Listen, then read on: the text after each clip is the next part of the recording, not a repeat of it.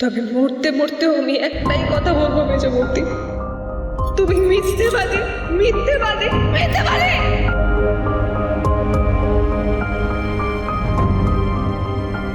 বলুন কি বলবেন। বাণীকে শুধু শুধু বকাঝকা করে কি লাভ? বাণীর কি নিজস্ব কোনো পছন্দ অপছন্দ, ভালো লাগা মন্দ লাগা থাকতে পারে না? বাণীর কি নিজস্ব কোনো মতামত থাকতে পারে না? নাকি ও মেয়ে বলে ওর উপর সব সিদ্ধান্ত চাপিয়ে দেওয়া হবে? আমি আজকে সকালে আন্টিকে বোঝাবো ভেবেছিলাম, কিন্তু আন্টি আমার উপরে যা রেগে আছে, আমার কথা কি, আমার হাতে চাটা পর্যন্ত খেলো না।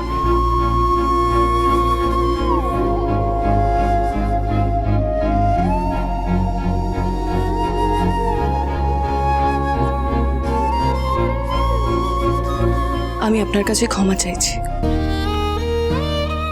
দোষটা আমার আপনাকে আগেই বলে দেওয়া উচিত ছিল যে বাণী হানিকে ভালোবাসে। তাহলে কি হতো? আমি বাণীর এই সম্পর্কটা মেনে নিতাম, নাকি আমি বাড়ির কাউকে না জানিয়ে চুপ করে বসে থাকতাম? না, আমি সে কথা বলছি না, কিন্তু আমি আপনাকে যতটুকু চিনি বা জানি, তাতে আমার মনে হয়েছে যে আপনি বাকি সবার মতো আগেই একটা হই হট্টগোল বাঁধাতেন না, আপনি বাণীকে মারতেও যেতেন না।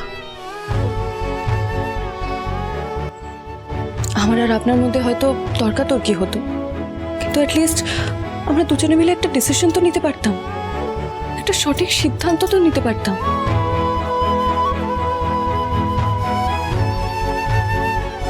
আজ যেটা ঘটছে সেটা একেবারেই ঠিক ঘটছে না। আজকে বাণীকে দেখতে পাত্রপক্ষ আসবে, এদিকে বাণী অন্য একটা ছেলেকে ভালোবাসে। এই কথাটা যখন বাণী জানতে পারবে, তখন ওর মনের অবস্থাটা কি হবে বলুন তো? আপনি একবার বাণীর সাথে কথা বলুন না প্লিজ। আপনি তো বাণীকে ভালোবাসেন, আপনি ওর মনের কথাটা জানতে চাইবেন না, শুনবেন না? আমরা সবাই যদি বাণীর থেকে মুখ ফিরিয়ে নিই, তাহলে বেচারি নিজের মনের কথাটা কাকে বলবে ও? আর বাণী তো আমাকেও অবিশ্বাস করছে। আমি যে ওর কাছে যাব সেই উপায়টাও আমার কাছে নেই। আমি আপনার কাছে হাত জোড় করছি, আপনি প্লিজ একবার বাণীর সাথে কথা বলুন, একবার। গিয়ে কি করব আমি? আমি বা বাণীকে কি বলবো, আর বাণী বা আমাকে কি বলবে? আপনি বাণীর কাছে জানতে চাইবেন যে ও কি চায়।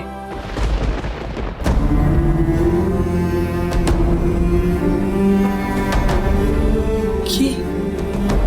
হ্যাঁ, বাণী তো বলবেই মেজদা আমি হানিকে ভালোবাসি, ওকে বিয়ে করতে চাই, এটা ছাড়া ওর কি চাইবে?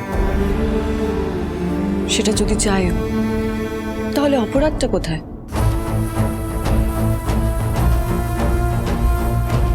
আপনি তো এতটাও অবুঝ নন যে বাণীর ভুলটা আপনি দেখতেই পারছেন না। হানি ছেলেটা তো খারাপ নয়, তাহলে আপত্তিটা কোথায়? আর আপনি তো হানিকে পছন্দ করেন। হানিকে নিজের ভাইয়ের বন্ধু হিসেবে পছন্দ করার, নিজের বোনের বর হিসাবে পছন্দ করার মধ্যে ফারাক আছে। ফারাকটা কোথায় হয়ে যাচ্ছে? হানি অবাঙালি বলে ফারাকটা হচ্ছে, তাই আপনাদের মেনে নিতে অসুবিধে হচ্ছে, নাকি হানি একটা গ্যারেজ চালায় বলে আপনাদের সবার সেটা মেনে নিতে অসুবিধে হচ্ছে? কিন্তু আপনিই তো বলেন কোনো কাজই ছোট না। দেখুন আপনি এসব নিয়ে এত না ভেবে নিজের পড়াশোনায় মন দিন। বাণীর এই বিপদের জন্য আমিও দায়ী। বাণী আমার বোনের মতো, ওকে বিপদের মুখে ঠেলে দিয়ে আমি পড়াশোনার বইয়ে মুখ গুজে বসে থাকবো, এতটা স্বার্থপর আমি হতে পারলাম না। আপনি কিছু করতে পারুন না পারুন, আজকের পাত্রপক্ষের আশাটা আপনি যেভাবেই হোক ঠেকান। মায়ের সিদ্ধান্তের উপর কথা বলা আমার পক্ষে সম্ভব নয়।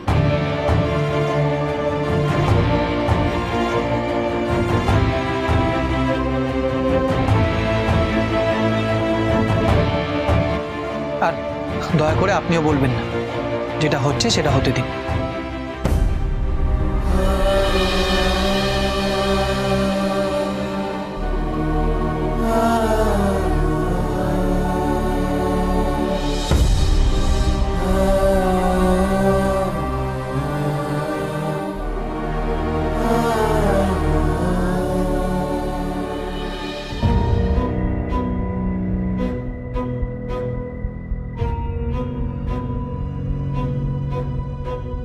বৌদি ভাই,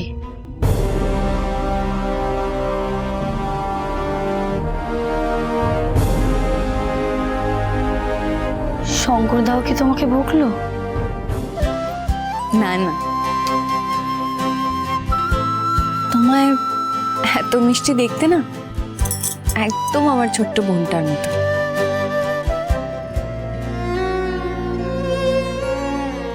দেবু, তুই কোথায়? বৌদি ভাই, কি ভাবছো? এই, তুমি একদম সাজগোজ করো না কেন গো? দাঁড়াও, আমি তোমাকে সাজিয়ে দিচ্ছি।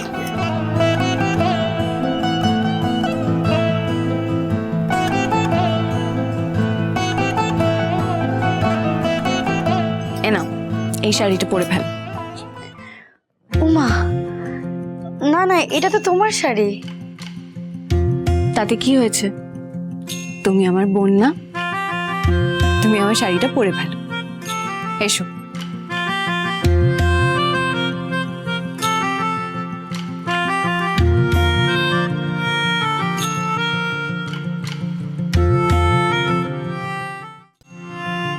সাজো সাজাও এমন করে, বুঝতে নারী কেমন তুমি। সাজো সাজাও এমন করে, বুঝতে নারী কেমন তুমি।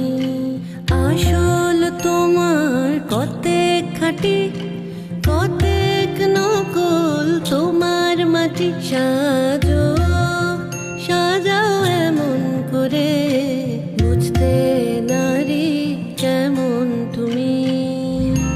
চুলের বাহার টেরি কেটে, সাদকি শুধু তাতেই মেটে।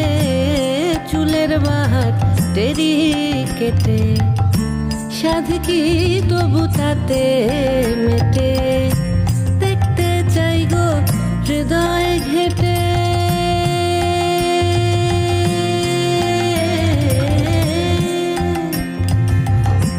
দেখতে চাই গো হৃদয় ঘেটে, দেখতে চাই গো হৃদয় ঘেটে।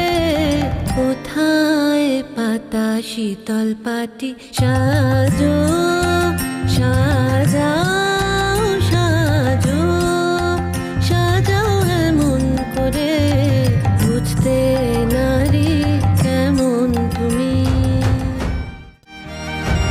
কি মিষ্টি লাগছে গো তোমাকে।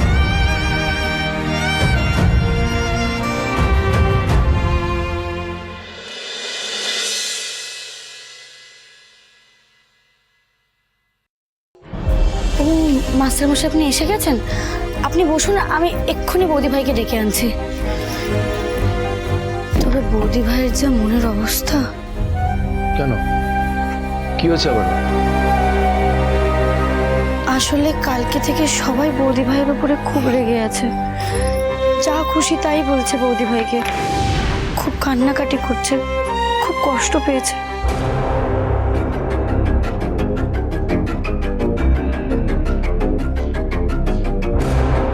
ঐশাই কোথায়?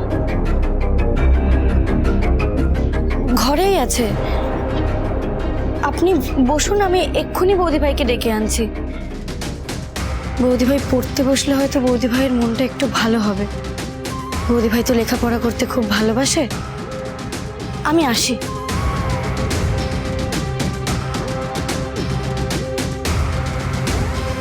একটা কথা বলবো মাস্টারমশাই? আজকে না বৌদি ভাইকে বেশি বকাবকি করবেন না, দয়া করে।